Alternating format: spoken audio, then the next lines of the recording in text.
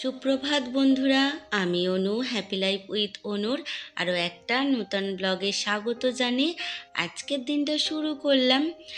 আর সকাল থেকেই কাজকর্ম তো করতেই রয়েছি, তবে আজকে আমি আমার জন্য একটা খুব সুন্দর হেলদি জলখাবার করে নেব বা নাস্তা যাই বলেন করে নেব। তো সেটাই আপনাদের সঙ্গে শেয়ার করব, আশা করি আপনাদের ভালো লাগবে। আর এটা কিন্তু আপনারা ইফতারিতেও রাখতে পারেন, যেমন হেলদি তেমনি পেটও অনেকক্ষণ ভরা থাকে। তো যাই হোক, চলুন সারাদিনের কাজকর্মটা আগে শুরু করে দিই। সকালবেলায় ঘুম থেকে উঠে বাসি কাজকর্ম সেরে নিয়ে এক কাপ চা না হলে তো দিনটা শুরু হয় না। সেই হলো একটা শুরু কাজে। তো সেই চাটা খেয়ে চলে এলাম ওপর ঘরের কাজকর্ম করে নিতে। তবে আজকে একটা সুফল কি আছে জানেন তো? আমার জন্য রান্না বান্নার বিশেষ ঝামেলা নেই, একটু সিদ্ধ ভাত করে নেব। কালকে ওই যে অনেকজন জন লাগবে বলে রান্না বান্না করেছিলাম, কিন্তু দুজন আসেনি তার মধ্যে। তো সেখান থেকে ভাত তরকারি বেশ অনেকটা পরিমাণেই বেঁচে গিয়েছে, তাই তরকারিগুলো তো খেয়ে নেওয়া হবে গরম করে, যেহেতু ফ্রিজে রয়েছে। তাই ভাবলাম আজকে আর বেশি রান্নার ঝামেলা রাখবো না। আর কোনো জিনিস নষ্ট করতে একদমই ভালো লাগে না। আজকালকার দিনে যা জিনিসপত্রের দাম, তার উপরে তো মধ্যবিত্তের সারা জীবন ওই যে পকেট গড়ের মাঠ হয়ে থাকে। তার মধ্যেও যদি খাবার দাবার অপচয় করা হয়, তাহলে তো আর শেষ পর্যন্ত দেখা যাবে যে মাসের শেষে আলু ভাতে ভাতটাও জুটবে না। তাই প্রথম থেকেই একটুখানি চেপে চলার বা প্রথম থেকেই একটুখানি বুঝে চলার চেষ্টা। আসলে কিপটেমি মানেই যে না খেয়ে থাকবো তা না। কিপটেমি মানে হচ্ছে সংসারটাকে একটু বুঝে শুনে চলা, কোনটা করলে প্রতিদিন মাছ ভাতটা অন্তত খাওয়া যাবে সেই প্রচেষ্টা। আর এই যে করে নিচ্ছি ঘরের কাজকর্মগুলো। আজকে বাড়িটা ভালো করে সুন্দর করে ঝাড় দিয়ে পরিষ্কার করে নেব, যদিও প্রতিদিনই দিই। আর আজকে কি হয়েছে, এই যে বারান্দার ওপরে সিলিংতে অনেক দিন আগে পাখির বাসা করেছিল, তো সেখানে দুটো পাখিও ছিল, তারা উড়ে গিয়েছিল। আবার দেখছি আজকে নোংরা ফেলেছে। মানে কি যে অবস্থা এদেরকে নিয়ে বলে বোঝাতে পারবো না। এক তো জঙ্গলের মধ্যে বসবাস, মাঠের ধারে, তার উপরে পাখিরা এসে আপনার সিলিংয়ে যদি বাসা করে, ওই যে পাখা ঝোলানোর যে রডটা দেওয়া আছে সেখানেতেই বাসা বাঁধছে।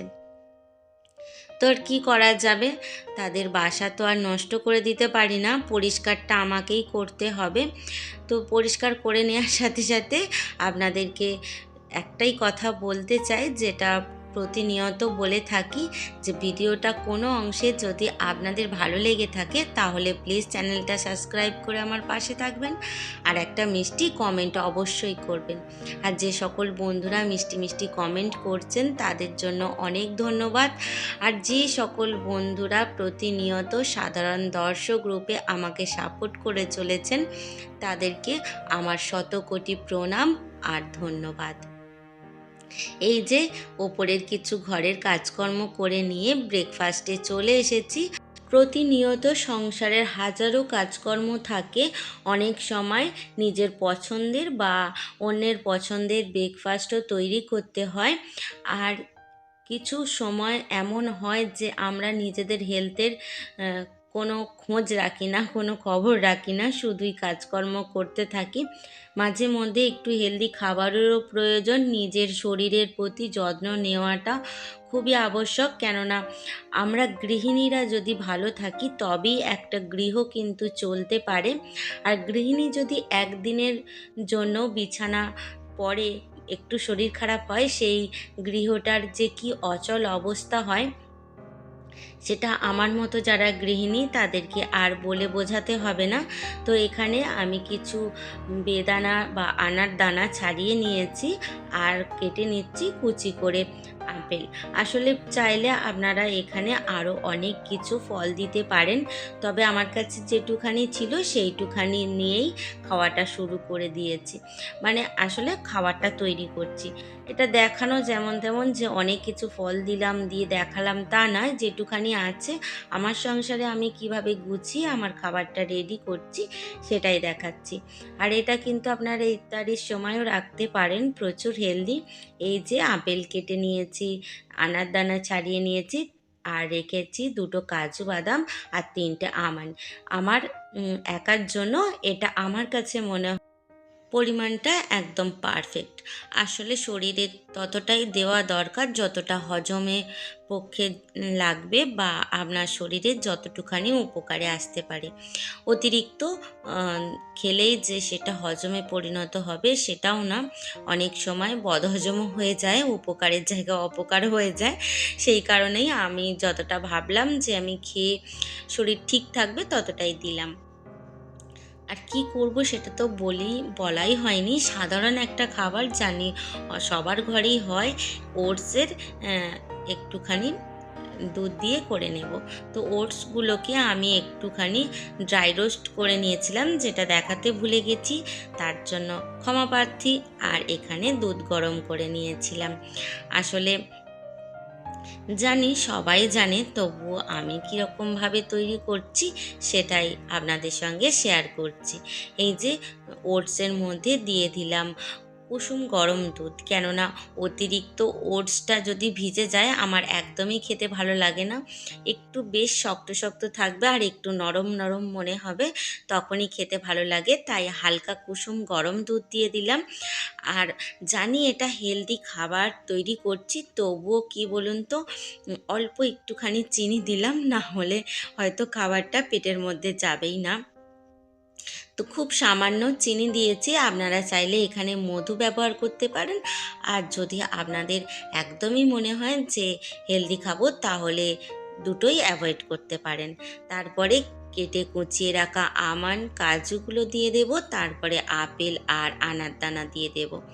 আর আপনাদেরকে তো বলেইছি যে চাইলে আপনারা এখানে অনেক কিছু ফল অ্যাড করতে পারেন।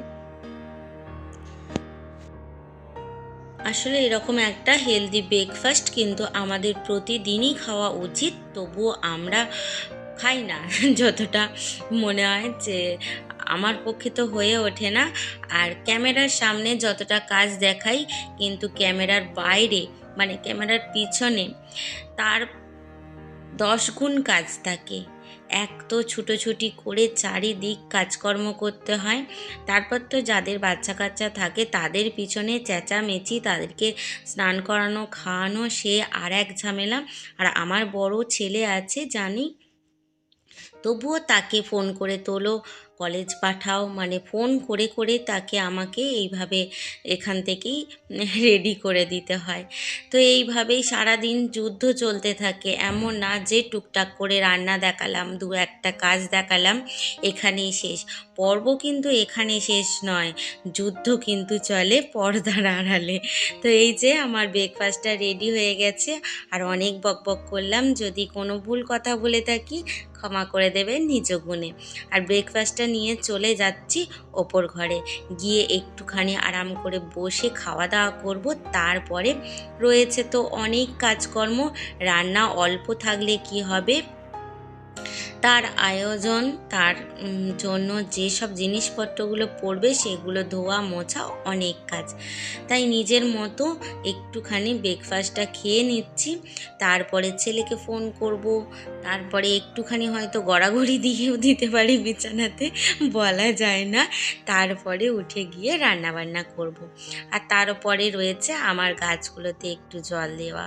আজকে সকালের একদম হয়নি, তো এখন সেরকম বেলা হয়নি যদিও গাছগুলোতে জল দিয়ে নেব। আর এই যে ব্রেকফাস্ট খেয়ে এসে গাছগুলোতে জল দিয়ে নিচ্ছি। গাছগুলোর কি অবস্থা হয়েছে দেখেছেন, খুব যত্ন করি আমি, আপনারা অনেকেই জানেন। আর তবুও রোদ্দুরের কাছে আমি হার মেনে যাচ্ছি। এই রোদ্দুরের মধ্যে আমার গাছগুলোর এই অবস্থা হয়ে যাচ্ছে। মানে ঘন্টায় যদি একবার করে জল দিতে পারি তাহলে খুব ভালো হয়। এই রকমই অবস্থা। ভাবছি গাছগুলো যেগুলো নষ্ট হয়ে গেছে সরিয়ে নেব। আপনারা আমার বারান্দার গাছগুলো সকলে খুব পছন্দ করেন। আবার আগের বছরের জন্য আমি অপেক্ষায় রইলাম আপনাদেরকে দেখাবো বলে। আর আজকের ভিডিওটা এই পর্যন্ত রাখি, দেখা হবে আবার। নিজেদের খেয়াল রাখবেন, খুব ভালো থাকবেন।